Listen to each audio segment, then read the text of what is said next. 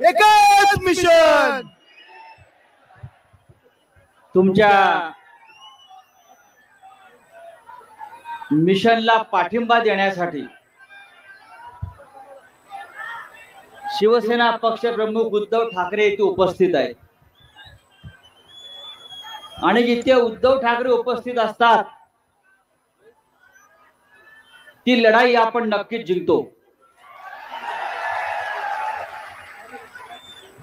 सुभाष देसाई साहेबांनी सगळ्यांच्या पेन्शनचा हिशोब काढलेला आहे.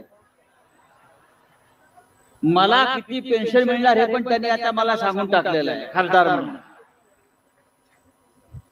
मिलिंद नार्वेकर नवीन आमदार आहात,